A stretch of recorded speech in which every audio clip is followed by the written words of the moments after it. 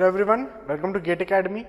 बात करते हैं हम यहाँ पर हमारे नेक्स्ट केस की, जिसके अंदर जो फ्लेंज है मेरा यहाँ पर यूनिफॉर्मली स्ट्रेस्ड है ना। सबसे पहला केस मैंने लिया था केस नंबर 1, जहाँ पर जो न्यूट्रल एक्सिस था it was in the flange portion. तो when it was in the flange portion is a normal beam, is a rectangular beam की तरह मुझे इसको एनालाइज करना होता है। Total compressive force, total tensile force, moment capacity सब कुछ निकालना नॉर्मल होता है ना। मैंने फिर उसके बाद नेक्स्ट लेक्चर में बात किया था आपका इस वीडियो के नेक्स्ट लेक्चर के बाद फिर मैंने बात किया था उसके अंदर किस तरीके से यदि neutral axis within the web आ जाती है और आपके जो फ्लेंज होते हैं वो यूनिफॉर्मली स्ट्रेस्ड होते हैं, तो किस तरीके से आपको total compressive force, total tensile force, lever arm and moment capacity निकालना होता है कंप्रेशन जोन और टेंशन जोन के अंदर, उसकी बात की। अब मैं यहाँ पर क्या ले रहा हूँ, केस 2 है मेरे पास। केस तो 2 ही है जिसके अंदर आपका जो न्यूट्रल एक्सिस है वो with in the web portion है, एक्स यू बड़ा है आपका डीएफ से। लेकिन आपका इस बार केस कौन सा हो जाएगा, लास्ट लेक्चर में था मेरे पास 2.A, अब यहाँ पे मेरे पास केस है 2.B, जिसके अंदर आपकी जो फ्लेंज है इट्स नॉट यूनिफॉर्मली स्ट्रेस्ड, मतलब 3/7 ऑफ एक्स यू छोटा है डीएफ से। तो किस तरीके से हमें इसको एनालाइज करना है वो हम देखने की यहाँ पर कोशिश करते हैं कि ये जो फ्लेंज पोर्शन है ये यूनिफॉर्मली स्ट्रेस्ड नहीं है। यूनिफॉर्मली स्ट्रेस्ड का मतलब क्या है, एक टाइप के स्ट्रेस लग रहे हैं, stress distribution is uniform. Previous case में 2.A में क्या था, 3/7 ऑफ एक्स यू बड़ा था डीएफ से, मतलब पूरा फ्लेंज किसको 3/7 ऑफ एक्स यू ने, मतलब रेक्टेंगुलर स्ट्रेस डिस्ट्रीब्यूशन ने कवर कर रखा था। लेकिन यहाँ पर क्या हो रहा है, डेप्थ ऑफ न्यूट्रल एक्सिस तो वेब पोर्शन में है, लेकिन यहाँ पर आप देखेंगे ये पैराबोला है और उसके बाद रेक्टेंगुलर है। ये कितना होता है, ये होता है 3/7 ऑफ एक्स यू। तो यहाँ पर आपका जो डीएफ है वो बड़ा है 3/7 ऑफ एक्स यू से, मतलब ये जो डेप्थ ऑफ फ्लेंज है, ये जो फ्लेंज है ये कुछ पोर्शन तक आप देखिए, यदि मैं इसको यहाँ पर लूँ तो क्या है कि ये कुछ पोर्शन तक क्या है, मैं लिख देता हूँ यहाँ पर, ये कुछ पोर्शन तक रेक्टेंगुलर स्ट्रेस डिस्ट्रीब्यूशन शो कर रहा है ना। इसमें कैसा आ रहा है, स्ट्रेस डिस्ट्रीब्यूशन जो है वो रेक्टेंगुलर है इस वाले पोर्शन में, और फ्लेंज के रिमेनिंग पोर्शन में कैसा डिस्ट्रीब्यूशन है, वो पैराबोलिक स्ट्रेस डिस्ट्रीब्यूशन है। ठीक है, पैराबोलिक स्ट्रेस डिस्ट्रीब्यूशन है फिर इतने पोर्शन में, मतलब आपका जो फ्लेंज है वो क्या है, नॉन यूनिफॉर्मली स्ट्रेस है या इट्स नॉट यूनिफॉर्मली स्ट्रेस, जिसको मैं लिख सकता हूँ। तो ऐसे सिचुएशन में मुझे क्या करना है, मैं यहाँ पर क्या करता हूँ कि मैं जब भी इसको एनालाइज करता हूँ तो ऐसे सिचुएशन में मैं लेता हूँ equivalent depth of neutral axis. ठीक है, तो यहाँ पर इक्विवेलेंट डेप्थ लेते हैं हम, not equivalent depth of neutral axis, equivalent depth of flange है ना। तो ऐसे सिचुएशन में हम क्या करने वाले हैं, हम ना तो कंप्लीट रेक्टेंगुलर कंसीडर कर रहे हैं स्ट्रेस डिस्ट्रीब्यूशन और ना ही कंप्लीट पैराबोलिक डिस्ट्रीब्यूशन कंसीडर कर रहे हैं। हम क्या कर रहे हैं ऐसे सिचुएशन में, मैं यहाँ पर एक डेप्थ ले रहा हूँ। कैसी डेप्थ, यहाँ पर देखते हैं। मैंने क्या देखा कि ये जो चीज़ है आपका, ये वाला जो टोटल डेप्थ है वो यहाँ कहीं पे लाई कर रहा है। तो यह है आपका टोटल डेप्थ ऑफ फ्लेंज, यह है 3/7 ऑफ एक्स यू। यहाँ तक रेक्टेंगुलर है, यहाँ तक पैराबोलिक है। तो यहाँ पर मैं शो कर देता हूँ कि ये आपका रेक्टेंगुलर डिस्ट्रीब्यूशन है, इतना पैराबोलिक डिस्ट्रीब्यूशन है किसके अंदर, फ्लेंज के अंदर। मैं क्या कर रहा हूँ, यहाँ पर मैं पूरा रेक्टेंगुलर कंसिडर कर रहा हूँ, प्लस पूरा हाइट ऑफ पैराबोला ना कंसिडर करते हुए कुछ हाइट तक ही, मतलब कुछ डेप्थ तक ही इसको क्या मैं कंसिडर कर रहा हूँ। तो आप देखेंगे मैंने क्या किया, एक इमेजिनरी डेप्थ कंसिडर किया। ठीक है, ये हो गया आपका वो इमेजिनरी डेप्थ जिसको हम कहेंगे इक्विवेलेंट डेप्थ ऑफ फ्लेंज, है ना। हम पूरा डीएफ कंसिडर नहीं कर रहे हैं, हम इक्विवेलेंट डेप्थ ही कंसिडर कर रहे हैं। ये हो जाता है आपका यहाँ से लेकर यहाँ तक, जिसको मैं नाम क्या दे रहा हूँ, YF, इक्विवेलेंट डेप्थ। तो टोटल था मेरे पास डेप्थ डीएफ, जिसके अंदर रेक्टेंगल भी आ रहा था, पैराबोला भी आ रहा था, स्ट्रेस डिस्ट्रीब्यूशन। मैंने क्या किया, YF कंसिडर किया, जिसके अंदर पूरा रेक्टेंगल तो आ ही रहा है और कुछ पोर्शन ऑफ पैराबोला आ रहा है, जो कि कुछ पोर्शन ऑफ पैराबोला तक आप क्या कंसिडर कर सकते हैं, मतलब डेप्थ YF तक आप कंसिडर कर सकते हैं कि जो पूरा स्ट्रेस डिस्ट्रीब्यूशन है इट इज प्योरली यूनिफॉर्म। तो YF को हम क्या नाम देते हैं, YF is nothing but your depth, equivalent depth of flange, जहां तक आप अपने स्ट्रेसेस को नियरली यूनिफॉर्मली डिस्ट्रीब्यूटेड कंसिडर कर सकते हैं। अब इसको एनालिसिस करना है मेरे को, किस फैशन में करना है एनालिसिस, है ना। एनालिसिस करने के लिए आपकी प्रोसीजर सेम रहती है जैसे मैंने 2.a में बताया था कि प्रीवियस लेक्चर में, जहाँ पर हमने बात किया था कि जब फ्लेन जो है वो यूनिफॉर्मली स्ट्रेस्ड है तो ऐसे केसेस में आपको क्या करना है कि फिगर को दो पार्ट्स में डिवाइड करना है और उसको एनालाइज करना है। यहाँ पर भी आपको फिगर में दो पार्ट्स में डिवाइड करना होगा केस 2.b में, और उसको एनालाइज करना होगा। डिफरेंस क्या आएगा दोनों केसेस में, सिर्फ डिफरेंस इतना आएगा कि पहले केस में मैंने जहाँ जहाँ DF रखा है, 2.a केस के अंदर मैंने जहाँ जहाँ DF रखा है उस DF को मुझे किससे रिप्लेस करना है, YF से, दैट्स इट। इसके अलावा मुझे और कोई काम नहीं करना है। चलिए देखते हैं इसके अंदर कैसे एनालाइज करूं। पहले तो मैं इसको क्या कर रहा हूं, दो पार्ट्स में डिवाइड कर रहा हूं। ये रहा मेरे दो पार्ट्स, ये तो हो गया मेरा एक वेब पोर्शन, ठीक है, ये हो गया एक हमारा वेब पोर्शन, और जिसको मैं कह दूं सिंगली रेनफोर्स्ड बीम की तरह काम करेगा। इसका विड्थ कितना होने वाला है, इसका विड्थ होने वाला है BW। यहाँ पर हमने क्या प्रोवाइड कर रखा है, AST1, ठीक है, जैसा कि हमने पिछले हमारे लेक्चर में प्रोवाइड किया था जब इस फ्लेंज यूनिफॉर्मली स्ट्रेस्ड था। तो ये हो गया आपका 1, इसको नाम दे देते हैं हम AST1, ठीक है। विड्थ हो गया BW। इफेक्टिव डेप्थ इसकी क्या होती है, स्मॉल d होती है। लीवर आर्म d - 0.42 XC हो जाएगा। चलिए आगे बढ़ते हैं। नेक्स्ट हमारे पास क्या बचती है, विड्थ। विड्थ हमारे पास यहाँ पर ये इतनी बच जाती है BF - BW की, है ना। तो उसको मैं यहाँ पे शो कर देता हूँ, पहले भी मैं शो करते आया था, ठीक है। फिर से मैं यहाँ पे बना देता हूँ। कितनी विड्थ बन रही है मेरे पास, वो बन रही है BF - BW की। तो ये बनाई मैंने BF - BW विड्थ का रिमेनिंग फ्लेंज, ये हो गया रिमेनिंग फ्लेंज का पोर्शन, ठीक है।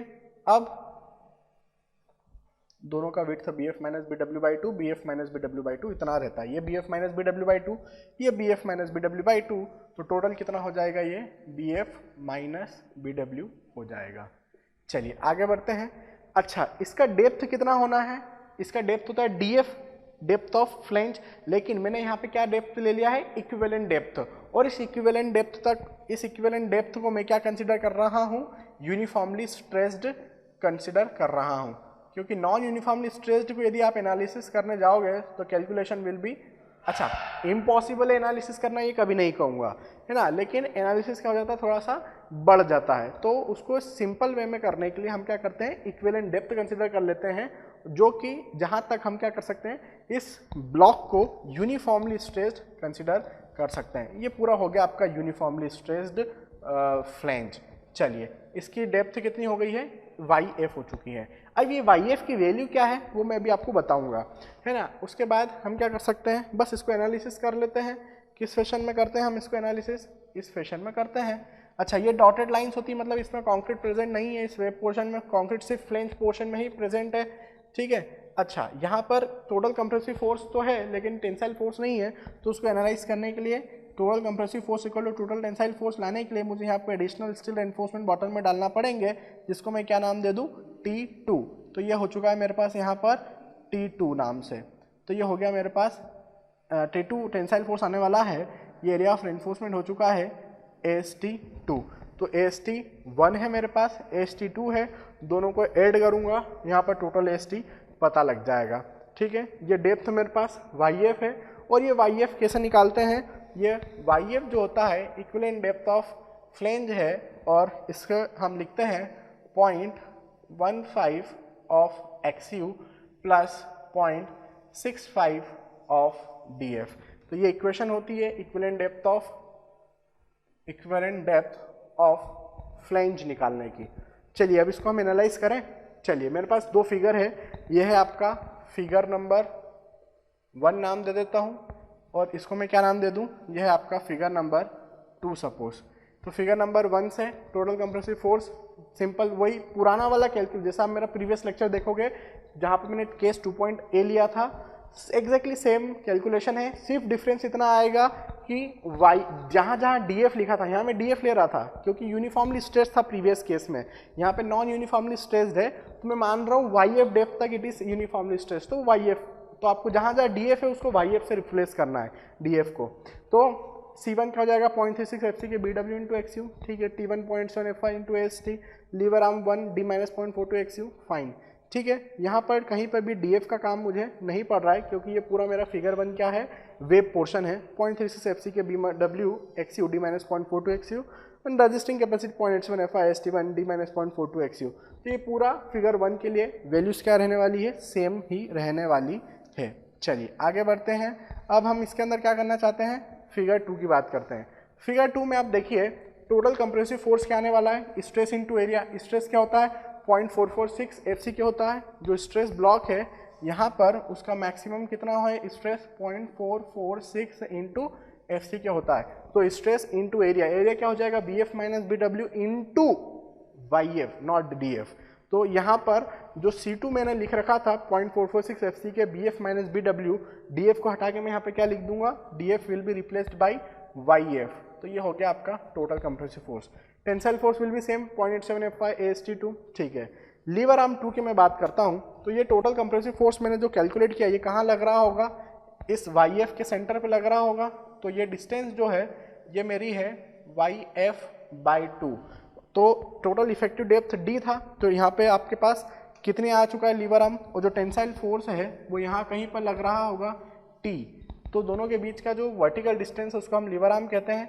तो लीवर आर्म LA2 से मैं डिनोट करूँ तो कितना हो जाएगा, ये C2 लग रहा था, C2 T2, दोनों के बीच की जो वर्टिकल डिस्टेंस है वो कितनी हो जाएगी, C2 T2 के बीच की वर्टिकल डिस्टेंस लीवर आर्म 2 हो जाएगी। तो आप देख सकते हैं इफेक्टिव डेप्थ D माइनस ये YF/2 माइनस कर दूं तो YF/2, तो ये हो चुकी है मेरे पास लीवर आर्म 2। तो आप क्या कर सकते हैं, यहाँ पर लीवर आर्म 2 में D माइनस DF/2 लिखा है, DF को सिर्फ किससे रिप्लेस करना है, YF से। तो यहाँ पर हम लिख देते हैं YF/2। चलिए लीवर आर्म भी पता लग गया। मोमेंट ऑफ रेजिस्टेंस में 0.456 FC के BF माइनस BW, DF को किससे रिप्लेस करना है, YF से। ये टोटल कंप्रेसिव फोर्स हो चुके हैं और यहाँ पर भी ये लीवर आर्म हो चुका है, तो DF को मैंने YF से रिप्लेस कर दिया। इन द सेम फैशन यहाँ पर DF को YF से आप क्या कर सकते हैं, रिप्लेस करके लीवर आर्म कैलकुलेट कर सकते हैं। टोटल मोमेंट कैपेसिटी यहाँ पे आ गई, यहाँ पे आ गई। C1 प्लस C2 करेंगे total compressive force, T1 plus T2 करेंगे टोटल टेंसाइल फोर्स। यहाँ का मोमेंट रेजिस्टेंस कैपेसिटी प्लस यहाँ का moment resistance capacity, total moment resistance capacity आपको मिलेगा। बात करता हूँ मैं आगे, यहाँ पर स्टेप सेम रहना है। पहले XU लिमिट मुझे निकालना होगी, फिर XU निकालना है, total compressive force equal to total tensile force रखना है। यहाँ पर भी DF total compressive force, DF की जगह मुझे क्या रखना होता है, YF रखना होता है। DF को YF से रिप्लेस करना है, जहाँ जहाँ DF दिख रहा है वहाँ YF लिखना होगा मुझे, ठीक है। ये हो चुका है, सेम स्टेप करना है। यदि XU equal to XU limit आ रहा है तो आपका क्या हो जाएगा, आपको XU लिमिट यूज़ करना पड़ेगा क्योंकि बैलेंस सेक्शन है। XU छोटा आ रहा है XU लिमिट से, मतलब आपका अंडर रेनफोर्स सेक्शन है, तो actual depth of neutral axis XU use करना पड़ेगा। और ओवर रेनफोर्स सेक्शन है, मतलब XU बड़ा आ रहा है XU लिमिट से, तो XU लिमिट आपको यूज़ करना पड़ेगा, ठीक है। आगे बढ़ते हैं। इसके अंदर हम बात करते हैं स्टेप नंबर 4 की, मोमेंट कैपेसिटी। यदि कंप्रेशन जोन में निकालना चाहते हैं तो नो प्रॉब्लम, टेंशन जोन में यदि निकालना चाहते हैं तो थोड़ी सी प्रॉब्लम हो सकती है। वो ये हो सकती है कि आपको AST1 और AST2 दोनों की अलग अलग वैल्यूज पता होना चाहिए। अलग अलग पता नहीं है क्वेश्चन में तो क्या होती है, जनरली कॉमन वैल्यू, एक कंबाइंड वैल्यू दे देते हैं AST1 प्लस AST2 की, टोटल AST दे देते हैं। तो हम फिर टेंशन जोन में मोमेंट कैपेसिटी कैलकुलेट नहीं कर पाते हैं, हमें निकालना होता है कंप्रेशन जोन में। तो कंप्रेशन जोन में क्या बनता है, 0.36 FC के BW इंटू XU, ये फिगर 1 का C1 इंटू लीवर आर्म वहाँ का D माइनस 0.42 XU, ये लीवर आर्म 1। फिर C2 L2, C2 क्या होता है 0.446 FC के BF minus BW into YF होना चाहिए, यहाँ पे DF लिखा होगा, उसको मैं क्या कर दूँ YF इंटू सेकंड फिगर का लीवर आर्म कितना होता है D माइनस YF/2, यहाँ DF/2 लिखा है तो उसको मैं क्या कर दूँ YF/2, ठीक। DF को YF से मैंने रिप्लेस किया और मैंने मोमेंट कैपेसिटी भी कैलकुलेट कर दी। और यहाँ पर भी आप सिंगल रेनफोर्स, डबली रेनफोर्स की बात कर सकते हैं। MU लिमिट निकाल दो, MU लिमिट यदि बड़ा आ रहा है अप्लाइड मूवमेंट MU से तो आपका जो सेक्शन है वो सिंगली रेनफोर्स्ड रहेगा, अदरवाइज आपको डबली रेनफोर्स बीम की तरफ मूव करना पड़ेगा इसके अंदर T सेक्शंस में भी। अभी ये पूरी एनालिसिस L सेक्शंस के लिए भी हो सकती है। बात करते हैं हम यहाँ पर इक्विवेलेंट डेप्थ की, इक्विवेलेंट डेप्थ ऑफ फ्लेंज की YF, है ना। तो अब YF को मैं क्या कर रहा हूँ, यहाँ पे आपको सेपरेटली एनालाइज करके बता रहा हूँ, मतलब क्या कहना चाहता हूँ। YF की मैं यदि इक्वेशन देखूँ तो इक्वेशन होती है 0.15 XU प्लस 0.65 DF। ये इक्वेशन होती है वाई एफ की। समझने की कोशिश करता हूँ, यदि मुझे वाई एफ निकालना है तो 0.15 x you plus 0.65 D F मुझे लिखना होगा। D F depth of lens है, मुझे पता है 65% ही लेना है डेप्थ ऑफ लेंस, और 15% न्यूट्रल एक्सिस डेप्थ लेना होगा, actual depth of neutral axis. यदि मैं बात करूँ यहाँ पर, तो मुझे इस इक्वेशन को यूज़ करने के लिए total compressive force equal to total tensile force यदि मैं यूज़ करना चाहता हूँ तो मुझे यहाँ पर वाई एफ की वैल्यू रखना पड़ेगी। ठीक है, वो वाई एफ की वैल्यू यहाँ से निकलेगी। अभी मुझे डेप्थ ऑफ न्यूट्रल एक्सिस तो पहले पता ही नहीं है, तो फिर मैं कहाँ से यहाँ पे depth of neutral axis x you निकाल दूंगा। सेकंड स्टेप में मैं क्या करना चाहता हूँ, depth of neutral axis x you निकालना चाहता हूँ। ठीक है, निकाल देता हूँ। उसके लिए मुझे यहाँ पर वाई एफ की वैल्यू पता होनी चाहिए, तभी मैं ये एक्स यू का वैल्यू निकाल पाऊंगा। अब वाई एफ का वैल्यू की मैं बात करूं तो वाई एफ का वैल्यू ये लिखा है, और वाई एफ की वैल्यू निकालने के लिए मुझे एक्स यू पता होनी चाहिए। तो फिर मैं कैसे निकालूं यहाँ पर, तो मैं क्या करता हूँ, सबसे पहले ऐसी एक सिचुएशन में कि हम एक्स यू का एक रेंडम वैल्यू चूज करते हैं, है ना। आपने क्या किया, एक रेंडम वैल्यू चूज किया। रेंडम वैल्यू मतलब suppose you can take half of your total gross depth. ठीक है, आपने half of your gross depth ले लिया, यहाँ पर एक्स यू का वैल्यू पुट करा, डी एफ का आपको पता है, एक वाई एफ की रेंडम वैल्यू निकाली। उस वाई एफ की रेंडम वैल्यू मैंने क्या रखी, यहाँ पे एक आर्बिटरी वैल्यू वाई एफ की यहाँ पे रखी, वहाँ सभी वैल्यूज पता है। फिर मैंने क्या निकाल लिया, इस इक्वेशन से एक्स यू निकाल दिया, क्योंकि वाई एफ की तो मैं एक वैल्यू यहाँ से रख चुका हूँ, एक आर्बिटरी वैल्यू। तो एक्स यू की मैंने क्या की, एक वैल्यू निकाली। ये एक्स यू की वैल्यू, जो वैल्यू मैंने यहाँ पर एज्यूम की थी, उस यहाँ की एक्स यू के बराबर आ जाती है। मतलब आपकी एज्यूम वैल्यू क्या है, करेक्ट है।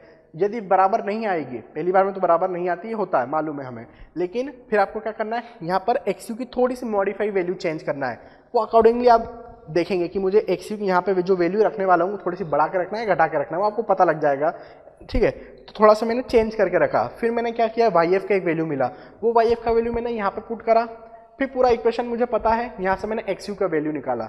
यदि ये एक्स यू इस एक्स यू के बराबर आ रहा है जो एज्यूम्ड वैल्यू है, तो फिर आपका जो एजम्पशन है वो, मतलब जो एज्यूम्ड वैल्यू एक्स यू क्या हो जाएगी, करेक्ट हो जाएगी। फिर उसके बाद आप क्या कर सकते हैं, ये प्रोसीड कर सकते हैं। यहाँ पर एक्स यू आप कैलकुलेट कर चुके हैं और वहाँ पर वाई एफ आपको पता है ना। अब जो एक्स यू आया है आपका, वो वाई एफ के जगह रख के आप एक्चुअल वाई एफ निकाल लो, यहाँ पर रख दो, पूरा कैलकुलेशन आप कर सकते हैं। तो ये जो स्टेप होता है, ये जो केस है 2.b, इसके अंदर आपको नंबर ऑफ इटरेशंस करना होते हैं। जब भी आप 2.b की बात करते हैं, जब भी आपका फ्लेन जो है वो यूनिफॉर्मली स्ट्रेस्ड नहीं है, तो ऐसी किसी सिचुएशन में आपको क्या होगा, नंबर ऑफ टाइम्स इटरेशन करना होंगे। क्यों इटरेशन करना होंगे, actual depth of neutral axis को फाइंड करने के लिए।